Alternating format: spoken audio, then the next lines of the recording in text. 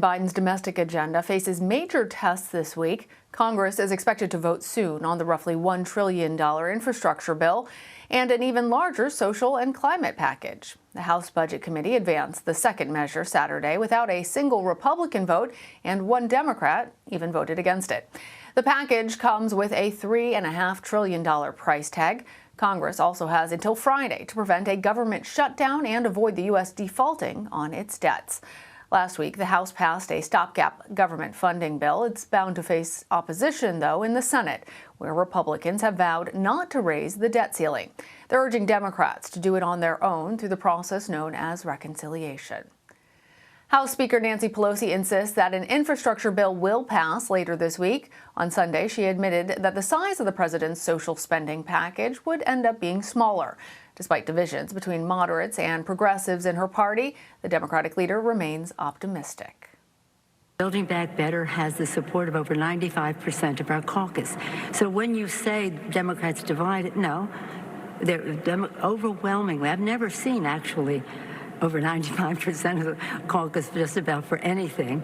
There are some who disagree, and I respect that about the size of the package, and so some in the Senate, a couple in the Senate as well, and we have to find our common ground, respectful of each other's views. But this isn't about moderates versus progressives. Overwhelmingly, the entirety of our caucus, except for a few whose judgment I respect, support the vision of Joe Biden, and we will make progress on it this week. For more, let's bring in Max Stier. He's the president and CEO of Partnerships for Public Service, a nonprofit, nonpartisan organization focused on building a better government and a stronger democracy. Max, welcome. So there are a couple of separate but intertwined issues here. Let's start with the possibility of a government shutdown. Democrats are trying to pass continuing resolutions to keep the government running, but your organization says that that kind of temporary funding is also harmful in a way. Explain that for us. Absolutely. And thank you so much for talking about this. It's an important issue. People don't really understand that Congress's responsibility is to make sure every year to pass 12 appropriations bills. They haven't done that on time since 1997, all 12 of them. As you know, what they often happened and what they often do is pass something called a continuing resolution. And all that is legislation that enables the government to run for a shorter period of time and under very limited conditions. And the equivalent of that would be, you're going to buy a loaf of bread, and instead you're given money to buy one piece of bread in that loaf at a time. You're obviously going to pay a lot more to get the whole loaf, and you're going to have a lot of uncertainty about when and if you're going to get that loaf, and that causes a lot of challenge as well. So it's no way to run any business, and certainly not the most complex and important organization we have in our country and probably on the planet. You mentioned that we haven't done it properly since 1997, and the Partnership for Public Service also notes that there's been 21 shutdowns of a day or longer since the Carter administration began in 1977. Tell us, Max, what are the consequences of even the mere threat of a government shutdown? Well, you have 2 million civilian employees that are working hard across the entire country, 85% of them actually working outside of the D.C. area. And think about it, what you've told all of them is that there may be a shutdown. That means that they have to actually stop working on things like the train crash you just covered, the NTSB, or dealing with the economic calamity created by the pandemic, or dealing with the pandemic itself directly, the vaccination stuff. And lots of folks now have to think about, how do we shut down the government in an orderly way? And so it's an immense distraction from the really critical work of the day. And they have to do it. They don't know whether the shutdown is going to happen, so they have to be prepared in case it does. If it does, then there are a whole set of other massive challenges that are presented for the American people. To me, this is a little bit like, if you thought about the U.S. government as a hospital, and hospital administrators are arguing over some policy, and they say, well, maybe we just won't pay the water bill or the electrical bill. And also, by the way, we're going to stop all elective surgeries. It's just not the right way to run a hospital. It's not the right way to run our government. And people get hurt, both outside of government and inside of government. All right, Max, let's tackle that next major issue, the debt ceiling.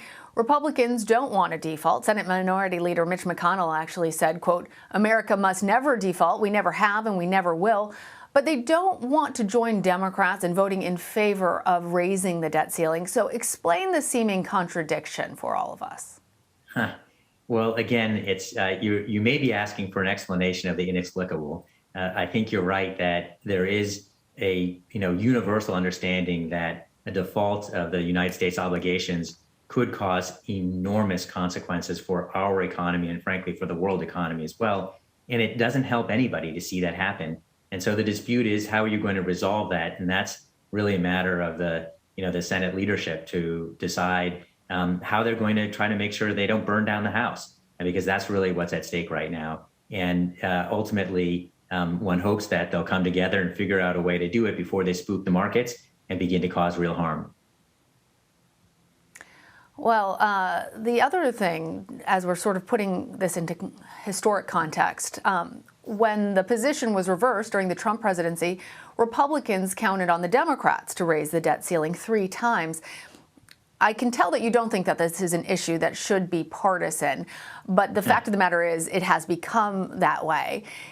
Is this position now something that is forever going to be a partisan issue? Are we looking at threats of defaulting on our debt becoming as commonplace as government shutdowns?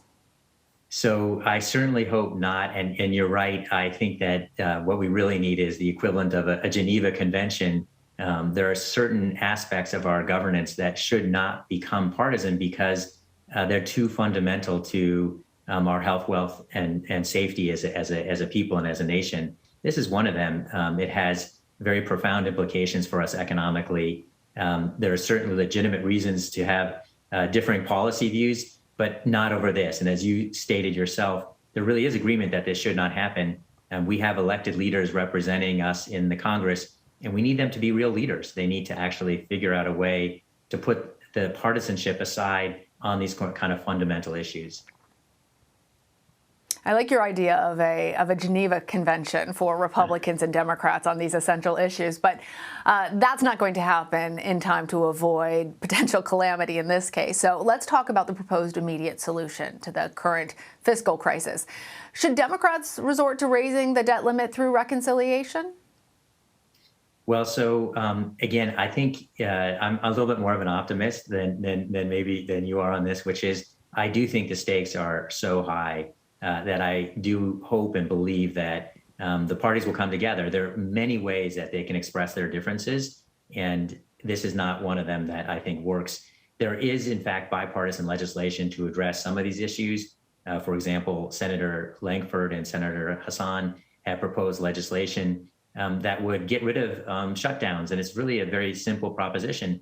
Their view is, hey, if we don't actually appropriate money, the default isn't a shutdown, the default is a continuing resolution. As we talk, continuing resolutions aren't great, but they are way better than a shutdown. So there are bipartisan solutions that are here. We need the full parties to come together to pass them. But the possibility is there, and my hope is, and I think you're helping educate the public so that they push in this direction, may get us to a place that is better for all of us.